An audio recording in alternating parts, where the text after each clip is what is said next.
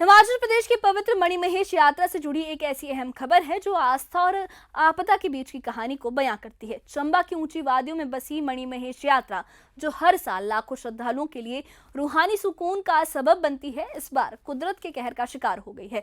मूसलाधार बारिश और भूस्खलन ने इस पवित्र यात्रा को बीच में ही रोक दिया। हजारों श्रद्धालु रास्तों में फंस गए, रास्ते बंद हो गए और हालात इतने नाजुक हो गए कि प्रशासन और सेना को बड़े पैमाने पर रेस्क्यू अभियान चलाना पड़ा। इस दौरान 17 श्रद्धालुओं की जान चली गई और इंतजामों पर कई सवाल भी उठे, लेकिन अब भारतीय वायुसेना, एनडीआरएफ और स्थानीय लोगों की मेहनत से सभी श्रद्धालुओं को सुरक्षित निकाल लिया गया है। सरकार ने भी भविष्य में इस यात्रा को और सुरक्षित बनाने का वादा किया है। आइए इस खास रिपोर्ट में हम आपको ले चलते हैं इस यात्रा की चुनौतियों, रेस्क्यू की कहानी और उन सवालों तक जो इस त्रासदी ने खड़े कर दिए हैं। देखिए ये खास रिपोर्ट।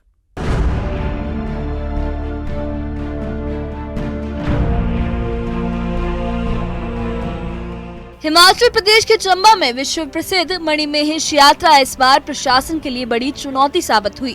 लगातार बारिश और भूस्खलन की वजह से रास्ते बंद हो गए और हजारों श्रद्धालु अलग अलग जगहों पर फंसे रह गए।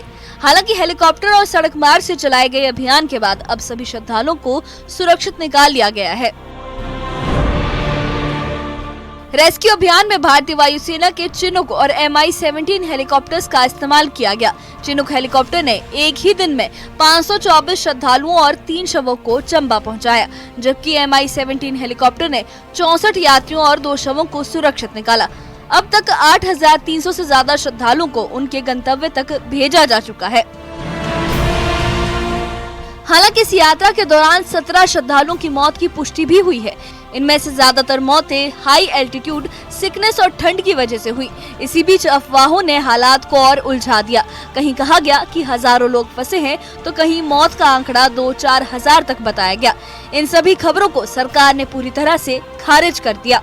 वहाँ पे मेडिकल कैंप था जो 31 तारीख तक था, लेकिन यात्रियों की सुविधाओं को ध्यान में रखते हुए हमने अपने मेडिकल कैंप की अवधि वहाँ पे बढ़ाई और कल हम उतरने, वहाँ से डल लेक से उतरने वाले आखिरी हमारा समूह था और हमारे साथ में जेपीडी भी थी। जेपीडी एक लंगर लगाती है जो पठानकोट से है, वो हम कल उतरे हैं। बाकी जिस प्रकार से सरकार सहयोग कर रही है यात्रियों का और जिस प्रकार से उन्होंने संसाधनों के माध्यम से यात्रियों को ऊपर से नीचे ला रही है, उसके लिए सरकार बहुत अच्छा काम कर रही है। यात्रा तो कठिन थी, बारिश इस बार बहुत ज़्यादा हो रही थी तो यात्रा भी कठिन थी और लोग पहुंच भी नहीं पा रहे थे। और एसडीआरएफ ने और एनडीआरएफ ने रेस्क्यू करा, अच्छा सहयोग रहा उसका, और गवर्नमेंट का भी अच्छा सहयोग है। और गवर्नमेंट नीचे से हेली से नीचे ला रही है सब लोगों को, और बस सेवा भी यहाँ दी है, तो गवर्नमेंट को मैं धन्यवाद देना चाहता हूँ। और हमारे साथ जेपीडी भंडारा भी आई है साथ में। ऊपर से डल लेक से हम लोग लास्ट हैं जो ऊपर से हम लोग आए हैं। हमारे बाद ऊपर कोई लोग नहीं बचे थे, सब लोग जब नीचे आ गए तब हम लोग वहाँ पे आए हैं। और हमारी मेडिकल सर्विस और जेपीडी भंडारा लास्ट तक चलता रहा।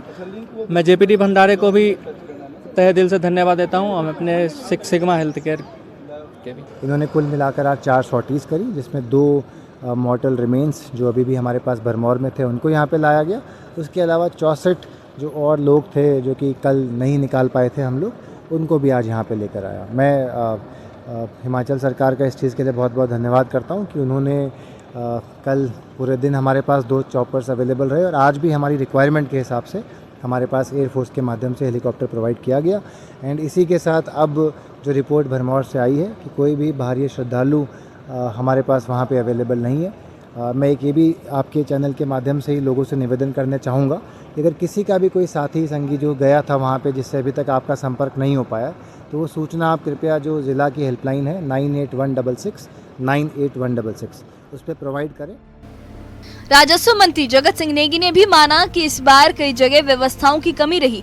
उन्होंने कहा कि कुछ जगहों पर प्रशासन की मौजूदगी नहीं थी, जिससे दिक्कतें बढ़ी। अफवाहें फैलाने वालों पर सख्त कार्रवाई होनी चाहिए और भविष्य में यात्रा को सुरक्षित बनाने के लिए नए नियम लागू किए जाएंगे।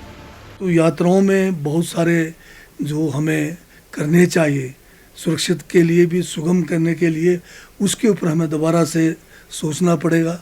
किस तरह से इसको और ज़्यादा सुरक्षित किया जाए, किस तरह से इसको और ज़्यादा सुगम बनाया जाए। ये जो है भविष्य में जो कमियां रह गई है उसको ठीक किया जाना है। अब जबकि रेस्क्यू अभियान खत्म हो चुका है, श्रद्धालुओं को सुरक्षित पहुंचाने में सेना, एनडीआरएफ, लंगर समितियों और स्थानीय पंचायतों ने अहम भूमिका निभाई। सरकार ने साफ किया कि भविष्य में यात्रा को और व्यवस्थित और सुरक्षित बनाया जाएगा, ताकि आस्था का ये सफर किसी आपदा में न बदल सके। Bureau report, news 18। मणिमहेश यात्रा की त्रासदी न सिर्फ हिमाचल के लिए बल्कि हर उस शख्स के लिए एक सबक है जो आस्था के लिए सफर का हिस्सा बनता है। भारी बारिश और भूस्खलन ने इस पवित्र यात्रा को एक इम्तिहान में तब्दील कर दिया, जिसमें 17 जिंदगियां खो गई। मगर भारतीय वायुसेना के चिनूक और MI-17 हेलीकॉप्टर्स, एनडीआरएफ, लंगर समितियों और स्थानीय लोगों की जाबाजी ने हजारों श्रद्धालुओं को नई जिंदगी दी है, उन्हें सही सलामत वापस उनके घर भेजा है। और सरकार ने माना है कि व्यवस्थाओं में कमी रही है और अफवाहों ने हालात को और उलझाया है। अब जब रेस्क्यू अभियान खत्म हो चुका है, सवाल ये है, क्या भविष्य में इस पवित्र यात्रा को और सुरक्षित बनाया जा सकेगा? राजस्व मंत्री जगत सिंह नेगी का वादा है कि नए नियम और बेहतर इंतजामात इस सफर को आपदा से इन फ्यूचर बचा सकते हैं। लेकिन इस बारे में आपकी क्या राय है? हमें कमेंट बॉक्स में अपनी राय जरूर बताइए और इससे जुड़े अपडेट्स के लिए और ऐसी ही खबरों के लिए हमारे चैनल के साथ बने रहिए। हमारे चैनल को सब्सक्राइब करिए। शुक्रिया।